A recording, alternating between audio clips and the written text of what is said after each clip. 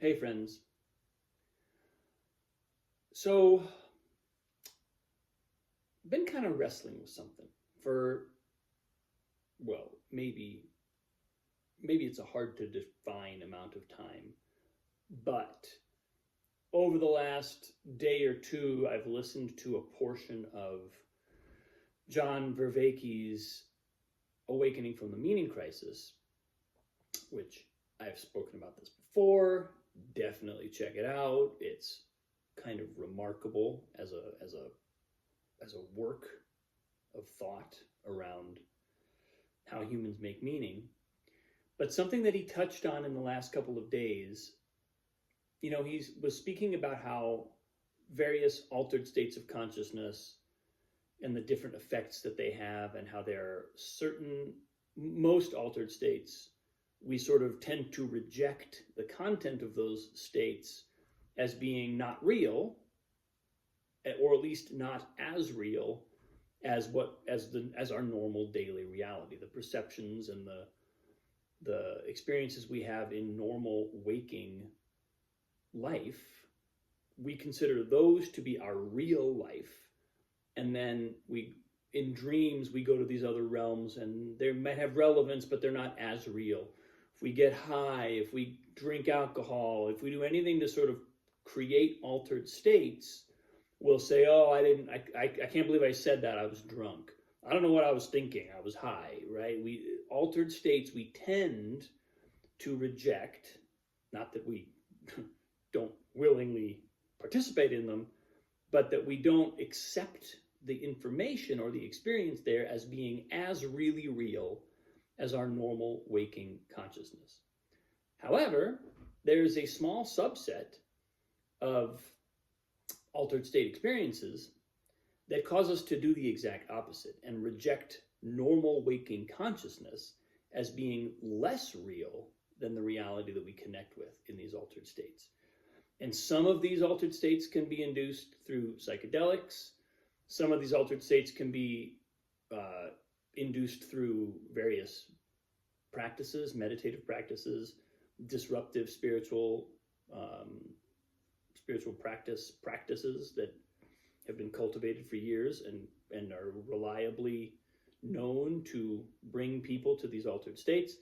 And a lot of times when that happens, we'll have an experience that tells us, or that connects us with reality in a way, with deeper reality, in a way that then when we come back from it, we go, that was more real than what I'm living right now. And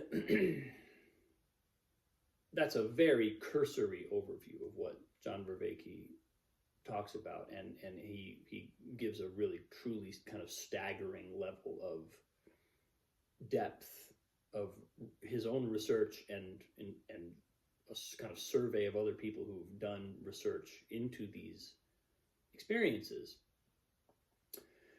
And one of the things, this is all sort of prelude to where I'm to my point today, or to what's been showing up for me significantly in the last couple of days, because at some point in that, in looking at all this, he talks about how when we connect with this deeper reality, this reality that in many ways supplants our normal waking day-to-day consciousness as the most real kind of experience we've ever had. When we become truly sort of stably connected to that, then what can happen is, and this is one of the features he describes as being not necessarily uniformly attributed to these experiences, but very, very frequently correlated, is a sense of decentering the egoic self and connecting with the self as the entire world. And when that happens, all of our energy, all of our thinking,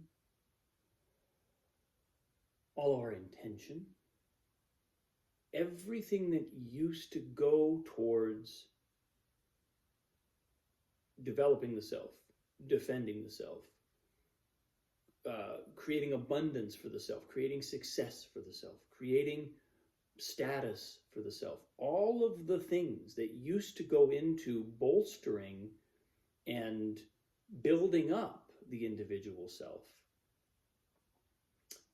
which are most of which are inherently driven by a kind of survival oriented thinking, although it's really not even thinking, it's really kind of like programming that happens below the level of thought.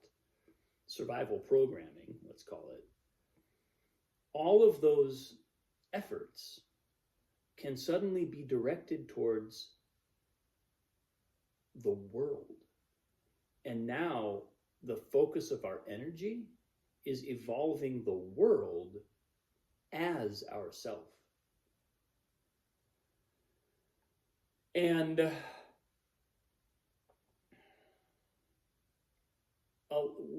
as John Vervaeke sort of made this point over the course of an episode or two, several things happened to me. One, I was like, that's a fantastic explanation. That's a fantastic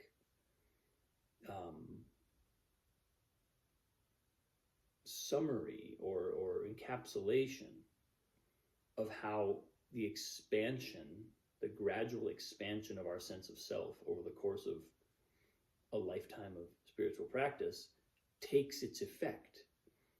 What's happening in terms of that we're shifting the focus of our energetic intention away from bolstering, fortifying, defending, promoting, advancing the individual self towards doing that, because now we've identified with a greater and greater portion of the universe as ourself. Those forces can be turned towards the world, and we can serve the world the same way that an egoic, with the same level of devotion that an egotist serves themselves. So that was one. So I think that was kind of like an appreciation of his work and of his clarity in this kind of thinking. I was like, I felt compelled to voice appreciation of that. But the other thing that happened is I realized, and this is the aspect of what I took in that struck me more, was I realized that's not always where I'm coming from. In my own life, like, I wish I could say all my energy is in a constant state of outpouring towards evolving the world with the same level of dedication and commitment and just total all-in investment with which I have either historically or continue to develop my own self. Right? I wish I could feel that. I wish I could say that, but more than wishing that I could somehow claim that, that sounds to me an awful lot like finding your purpose, right? If we can imagine doing what we do for ourselves, but instead doing that for the world, doesn't that sound a lot like our purpose? We'd still have individual needs, and we'd still have individual contributions. We'd still be an individual. We'd still be who we are. We'd still have the background. We'd have the education. We'd have the to a great extent, we'd have the same programming. we'd have to get to a place in our own conscious evolution where that programming was no longer fused to us in such a way that we couldn't see, that we couldn't look at it, that we couldn't go through what John Vervaeke calls a transparency to opacity shift, where we've got it here. If it's so close to us that if our patterning is so close to us that we are truly seeing through it, the world is in other words seen through the lens of our patterns, then it's transparent and it's not conscious.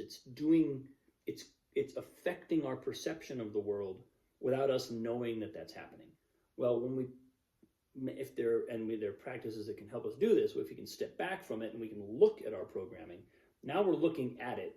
Now we can see how it's coloring our view of the world. We can see how it's affecting our perception of the world. And that doesn't mean that it stops doing that, especially not like right away, but it does mean that now we are conscious of that happening. So in other words, we've gained some measure of autonomy, of freedom from that otherwise compulsive and unconscious process. Great. So assuming we can do that to some of our programming, that doesn't mean that it's all going to go away, or that we cease to be who we are, or that we cease to have the background that we have, or that our programming and our kind of lifelong psychological, emotional, spiritual, physical, biological, that all that programming just like disappears and now we're in an enlightened bubble of pure consciousness. No, that's not what happens. We retain it, but we serve the world through it. That whole complex of selfness becomes something that is in service of the world. And again, I think the bit of this lesson that really kind of struck me, and it felt, while it felt beautiful to recognize this, it also felt really humbling, was the fact that if I look at my own action and I look at my own orientation to the world, I don't necessarily see someone who does this ceaselessly. I can look at what I do and look at what I love and look at what it's like almost like if I look at like, what do I want for myself, right? Let's just start on the level of like, well, how do I believe I would best be evolved? What things do I do to evolve myself? What things do I do to benefit myself? What things do I find most satisfying? What things create abundance in my life? What's the mechanism that I use to advance and promote and become the greatest self, ego self, that I can become? A survey of those things will reveal actions and intentions and all kinds of mechanisms that could just as easily be put in service of the entire world. All I would need to do is turn them out and assume or operate from the understanding that the world is a self, is myself, and everything I have is here to be rendered in service of that self. And that's just a huge statement. That's a huge thing to take on. And there's part of me that almost, it feels a little bit blasted by it.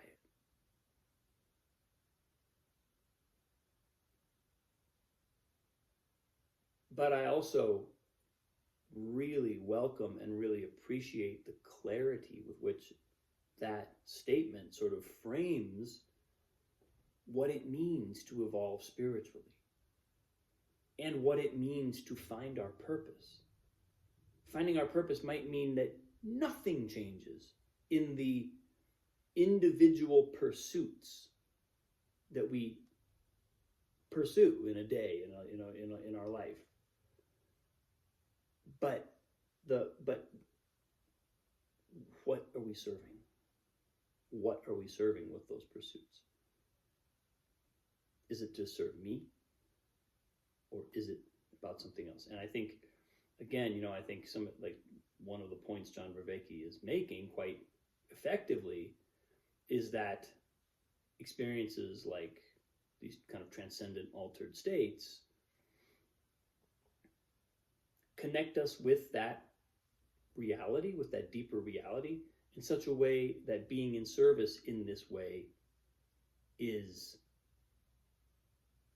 not something we have to force ourselves to do. Be like, well, I really should be more selfless, and I should really employ all my gifts to serve the world instead of just being so selfish and wanting stuff for myself. I really should. I mean, I know I should. That's what it means to be a good person. I know I really should be more like that. Because whoever got themselves to a place where they were consistently more selfless by somehow shaming themselves into doing so, not going to happen. We have to actually feel that identity, and it will compel us. It's irresistible. And I've certainly had experiences where that dimension became crystal clear, and it was like I'm just fully infused with that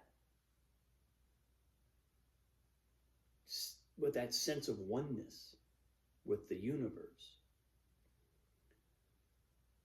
But an individual experience, while potentially transformative and highly significant, can also fade. And what I'm kind of taking away from this most recent, from John Vervaeke's work and from this insight is, it puts me squarely back into spiritual practice, meditation, the kind of conscious and intentional expansion of self work is everything. It's everything. I don't know what could possibly be more important. I don't know what could possibly be a higher priority, because it subsumes everything. If I can do that, then I will serve my daughter, I will serve my wife, I will serve my family, I will serve my community, everything. I will be in service in a completely different way. Because as long as I'm serving myself, I'm serving myself. So yeah, this is where I am today, folks. Came through pretty hardcore, and I suspect there'll be some reverberations of this that continue next, through the foreseeable future. Thanks for watching. I appreciate you.